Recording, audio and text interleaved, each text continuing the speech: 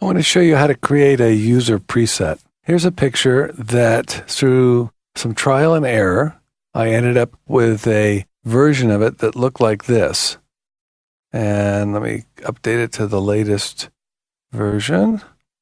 Okay, so I'm going to go quickly through what I did. This isn't really the point so much of this exercise. It's more the point that I came up with this look and I want to now save it and apply it to other images.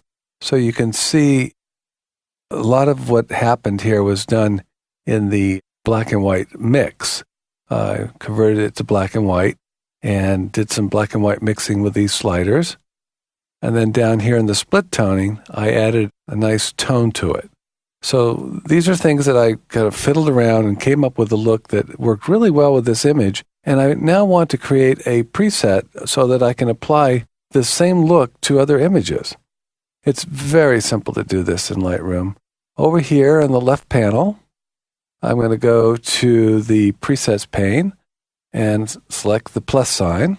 Now, normally when you open this up, the develop preset window, all of these will be selected.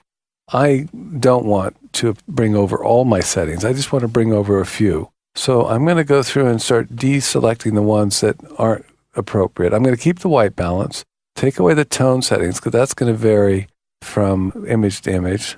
Tone curve, clarity, sharpening. I definitely want to keep the treatment black and white mix, and I definitely want to keep split toning. I didn't use the graduated filter, so I don't need that. It wouldn't matter since I hadn't used it if I'd kept that selected. There's no noise reduction, no lens correction, no effects. I think I will keep these two. Again, if there wasn't any, it won't matter. And now I'll name this, and I'll just call it sepia, although it's different than the other sepias that I find in the Lightroom presets, but I'll call it sepia, and I'll select create. It's that simple. And now I have a user preset that shows up over here.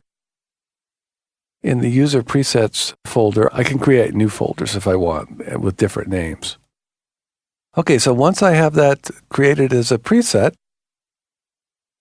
now I can apply those settings automatically with one click. Click there, and now all those settings that I liked on the other image are now applied to this image.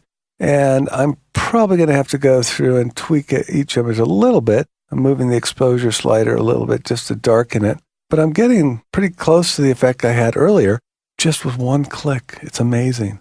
Now, once it's created as a preset, it's also going to show up over here in the library module as a saved preset. Probably very much at the bottom. Yep, there it is. It's called sepia. And I can apply that in the library module, or I can apply it on the import because those presets also appear in the import dialog. It's really cool. Enjoy.